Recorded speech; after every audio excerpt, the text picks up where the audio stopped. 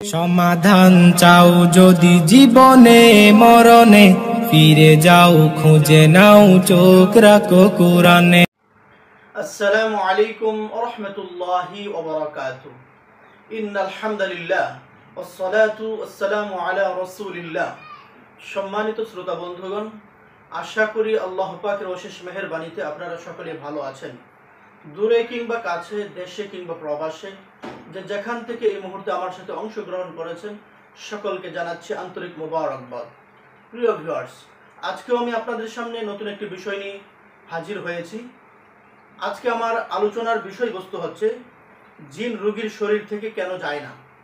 আমরা আমাদের আশেপাশে অনেক রোগী দেখি যাদের শরীর থেকে জিন যেতে চায় না, জিন যাদের শরীরে আস্তানা বেঁধে আছে, যাদের শরীর থেকে কখনোই বের হতে চায় না। এই জাতীয় অনেক পেশেন্টই আমাদের আশেপাশে অনেক সময় পাওয়া যায়, যে রোগীও বলে যে হুজুর আমার শরীর থেকে জিনটা যাচ্ছে না কেন, এত চেষ্টা করছি, দোয়া দুরূদ পড়ছি, তারপরেও আমার শরীর থেকে জিনটা যাচ্ছে না কেন। আজকের এই ভিডিওটি আপনার জন্যই। আশা করি যদি এই ভিডিওটি ভালো করে বুঝতে পারেন আর সেই ভিডিওর আলোকে যদি আপনি আপনার চিকিৎসাটাকে আপনি চালিয়ে যেতে পারেন, যেখান থেকে আপনি চিকিৎসা নিচ্ছেন তিনি যদি অভিজ্ঞ হয়ে থাকেন, তিনি আপনাকে যে ফর্মুলা দেবেন, যেভাবে চিকিৎসা চালিয়ে যাওয়ার পরামর্শ দিবেন, সেইভাবে যদি আপনি চিকিৎসা চালিয়ে যেতে পারেন, তাহলে দেখা যাবে অতি দ্রুত সময়ের মধ্যে ইনশাআল্লাহ আপনার শরীরে যে জিনটা আটকে আছে, যে জিনটা বের হতে চায় না বা যে জিনটা বের হতে চাইলেও বের হতে পারছে না, সেই জিনটা ইনশাআল্লাহ আপনার শরীর থেকে বের হয়ে যাবে। আপনার কি বিশ্বাস হচ্ছে না? আপনি একটু চেষ্টা করে দেখুন, আমল করে দেখুন, ইনশাআল্লাহ আল্লাহ তাআলার এই কোরআনের আমলের বদৌলতে আপনার শরীর থেকে জিন চলে যেতে বাধ্য হবে। তাহলে আপনাকে প্রথমে জানতে হবে আপনার শরীরে জিনটা কেন আটকে আছে, বা আপনার শরীর থেকে জিনটা কেন যেতে চায় না বা যেতে পারছে না। এর কারণ হচ্ছে আপনার উপরে হয়তোবা জাদু প্রয়োগ করা হয়েছে। আপনাকে যেই জাদু করা হয়েছে সেই জাদুটা এখনো নষ্ট হয়নি।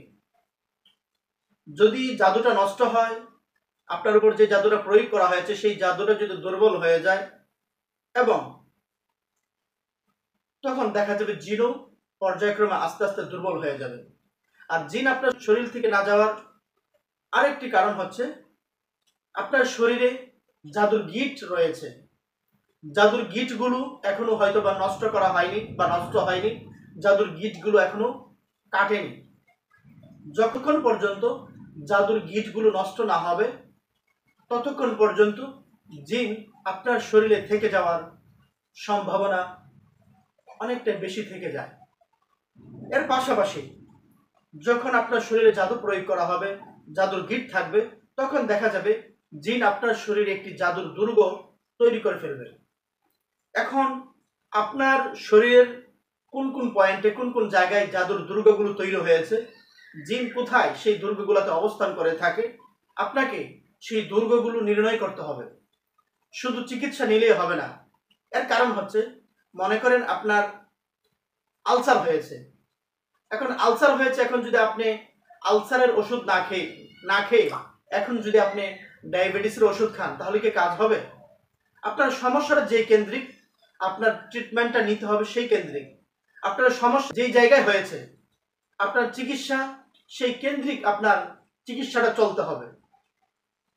আপনি রাস্তায় চলতে গিয়ে পড়ে গিয়েছেন, হাঁটু ভেঙে গিয়েছে, দেখা যায় সেখান থেকে চামড়া উঠে গিয়েছে, ডক্টর আপনাকে ওষুধ দিয়েছে, এর পাশাপাশি একটা মলম দিয়েছে।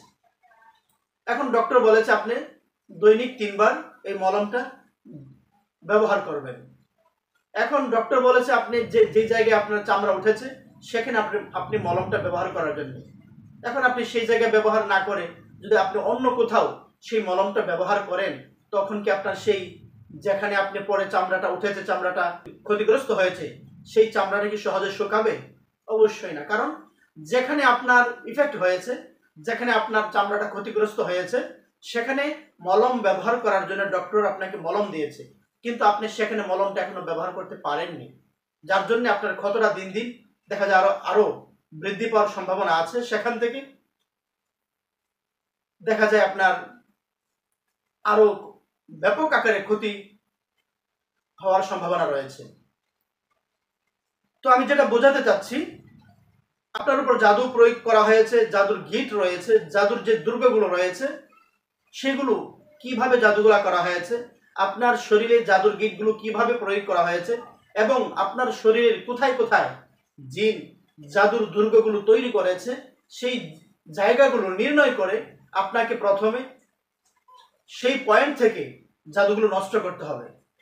আপনার শরীরে যেভাবে জাদুগুলো প্রয়োগ করা হয়েছে, সর্বপ্রথম আপনার কাজ হচ্ছে একজন অভিজ্ঞ চিকিৎসকের মাধ্যমে জাদুটা আপনাকে কিভাবে প্রয়োগ করা হয়েছে, কি ধরনের জাদুর মাধ্যমে আপনাকে ক্ষতিগ্রস্ত করা হয়েছে, সেই জাদুটা প্রথমে নির্ণয় করতে হবে। আরেকটি হচ্ছে, আপনার শরীরে যে জিনটা রয়েছে সেই জিনটা যাচ্ছে না। ইতিপূর্বে আমি বলেছি আপনার শরীরে জাদুর দুর্গ জিন তৈরি করে ফেলেছে। তো আপনার শরীরের কোথায় কোথায় জিন জাদুর দুর্গগুলো তৈরি করেছে সেই পয়েন্টগুলো খুঁজে বের করে ওই পয়েন্ট থেকে সর্বপ্রথম আপনার এই জাদুর দুর্গগুলো নষ্ট করতে হবে। যদি আপনি অভিজ্ঞ রাখির মাধ্যমে বুঝতে পারেন যে আপনার শরীরে কিভাবে জাদুটা প্রয়োগ করা হয়েছে এবং জাদুর গিট কোথায় কোথায় আপনাকে দেওয়া হয়েছে এবং জাদুর গিটগুলো কিভাবে দেওয়া হয়েছে এবং জাদুর যেই দুর্গগুলো আপনার শরীরে তৈরি হয়েছে সেই জাদুর দুর্গগুলো কোথায় কোথায় আপনার বডিতে আছে, এইভাবে যদি রাকির মাধ্যমে খুঁজে বের করে মূল গোড়া থেকে যদি আপনার এই জাদুগুলো নষ্ট করা হয়, তখন দেখা যাবে জিন অটোমেটিকলি দুর্বল হয়ে যাবে। আপনার জাদুগুলো যখন নষ্ট হয়ে যাবে, জিন তখন আপনার শরীর থেকে বের হতে চলে যেতে অবশ্যই বাধ্য হবে ইনশাআল্লাহ। তাহলে অনেকেই যে বলে থাকেন যে আমার শরীর থেকে জিনটা যাচ্ছে না বা জিনটা বের হতে চাচ্ছে না, তো কেন জিনটা যাচ্ছে না, কেন জিনটা বের হতে চাচ্ছে না, আমার এই সংক্ষিপ্ত সময়ের আলোচনার মাধ্যমে অবশ্যই বুঝতে পেরেছেন। আমি আপনাদের সামনে যে আলোচনা করেছি, এই আলোচনার আলোকে আপনি যদি অভিজ্ঞ কোনো মুদাব্বিরের মাধ্যমে চিকিৎসকের মাধ্যমে চিকিৎসা নিতে পারেন, তাহলে ইনশাআল্লাহ আমি আশাবাদী তিনি যদি অভিজ্ঞ হয়ে থাকেন, এই বিষয়ে যদি তার দক্ষতা থেকে থাকে, তাহলে তিনি যদি আপনার সমস্যা বুঝে শুনে যথাযথ চিকিৎসা দিতে পারেন, অবশ্যই আপনি অতি দ্রুত সময়ের মধ্যে সুস্থ হয়ে যাবেন। যেই জিনটা আপনাকে দীর্ঘদিন কষ্ট দিচ্ছে, আপনার শরীর ছেড়ে যেতে চাচ্ছে না, সেই জিনটা অতি তাড়াতাড়ি অতি দ্রুত সময়ের মধ্যে আপনার শরীর ছেড়ে চলে যাবে। আবারও দেখা হবে নতুন কোনো একটি ভিডিওতে। সেই পর্যন্ত আল্লাহ তাআলা আপনাদের সকলকে ভালো রাখুক, সুস্থ রাখুক, এই প্রত্যাশা ব্যক্ত করে আজকের মতো এখানেই বিদায় নিচ্ছি। আল্লাহ হাফেজ।